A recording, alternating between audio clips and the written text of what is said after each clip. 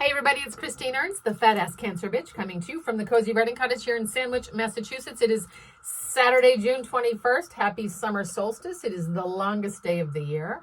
And it's going to be hot here on Cape Cod. It is finally sunny on Saturday. After 13 consecutive rainy Saturdays, we finally have some sun.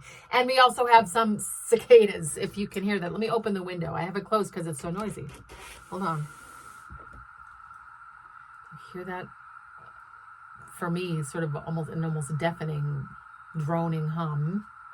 That's millions of giant, clumsily flying bugs.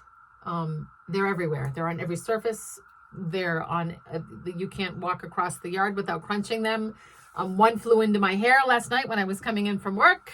You've never seen me move faster. Wow. They'll be with us through the top of July. And then we won't see them again or hear them for 17 years. So our younger daughter is on a cruise to Alaska with my mom and my siblings and their spouses and their kids. Before you ask, yes, I love my family, but no, I could not spend a week on a boat with them. I don't, full disclosure, I don't really enjoy travel. I don't even have a passport. No judging. I'm a homebody. As a psychic once told me, I'm a Cancer. I'm a homebody with vindictive tendencies. So I'm not on this cruise. But they are. And on Wednesday night, my sister sent me a picture of our Julia all dressed up for dinner. It was formal night on the cruise ship. See, also 80s night, country and western night, karaoke night, white and gold night. Kind of a nightmare trip for me. So, but this photo was like one of those photo apps where it shows you how you will look in 20 years, except it was our Julie at 16, looking like she was 27 when last week she was just 4. I stared at this picture and I saw the baby, the child, the teen, the grown woman, all at once. Time swirled like thick liquid. All of our Julies caught in amber inside this photo.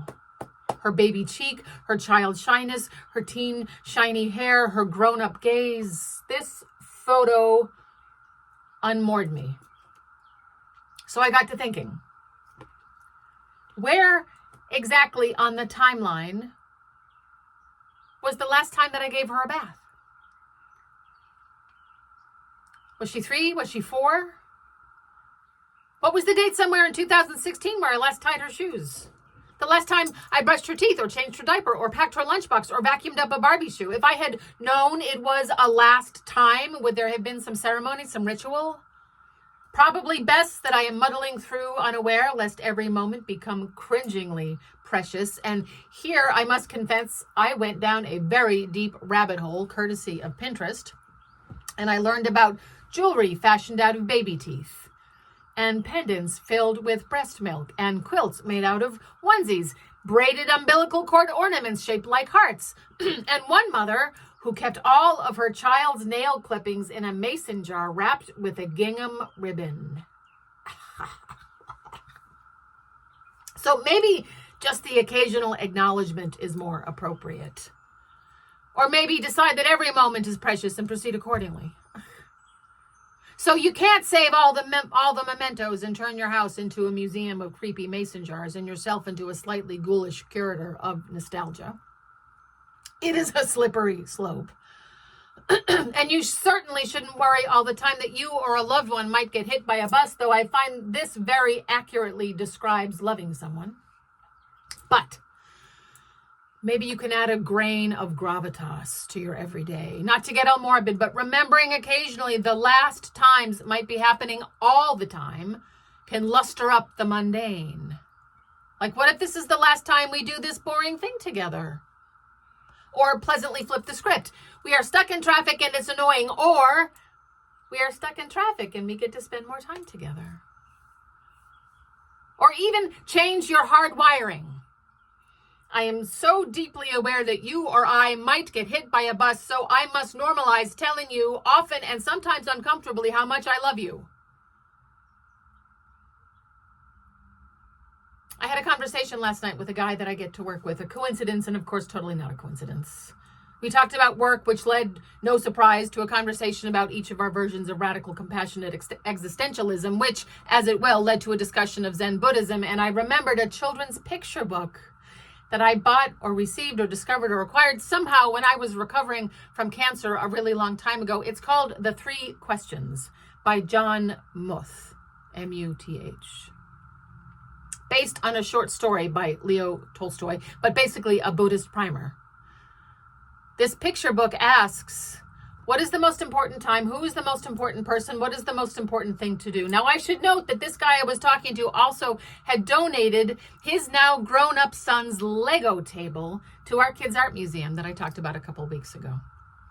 And he, too, had one of those last time moments when he delivered that little table and the matching pair of little chairs.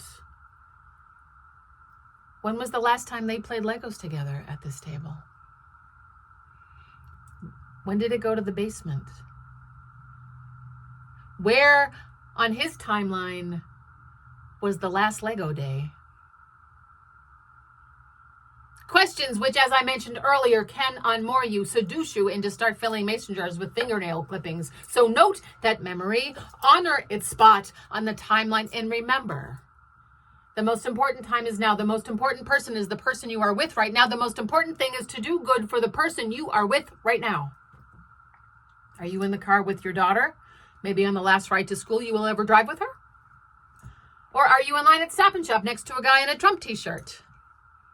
Are you on a cruise with your grandmother? Are you talking to a colleague late on a Friday after a long week? The mandate is the same. This moment, this person, this being together and finding something good in it. Now. Now. Now.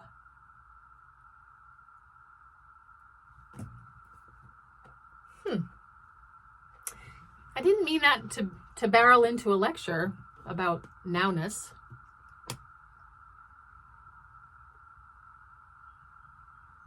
It was so weird seeing that photo. She seemed so grown up when it feels like she was a baby just a couple of months ago. And of course, as I age, time tends to speed up exponentially so, I find. But I don't want to waste time dwelling, remembering, reminiscing. I mean, I love doing that, of course. There's so much material. But I want to be careful that I am not squandering my nowness, which is not a new idea.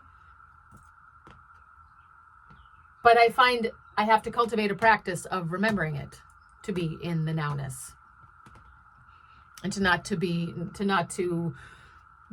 pine over the then-ness. The, oh, it used to be, oh, the baby Junie, oh, look at these photos. Like there's a sadness inside that nostalgia always, an ache, and which I would like to acknowledge, but also I don't want to lose anything to it. Long way of saying, get out there and enjoy the sunshine today on the longest day of the year. Avoid the cicadas if you can. Hopefully, maybe you're in a place where there are no cicadas. We are in like Cicada Central in this part of Cape Cod right now, this particular swath. I looked at it on a map. We are actually in the middle of it. So it's an interesting phenomenon. I need to learn more about cicadas. They don't sting. They're benign. They're clumsy flyers. Some think that they're cute. Some people actually eat them, turn them into candy. But there are so many, and it's weird that this noise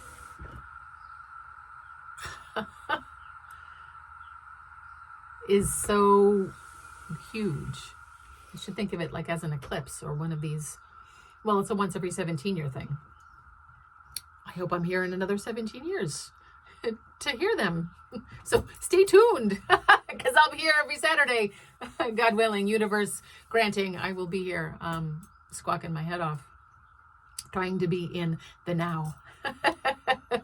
So have a wonderful weekend and week. Thank you so much for tuning in. You are beloved. Come as you are. Find delight today, my friends. And we are here now together. And this is the moment. And I love you. Normalize saying I love you. Take that into your weekend.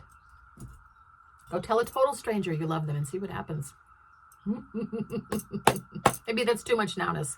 Just go and get out there and stay present and don't be an asshole. Mwah. See you next week. Bye.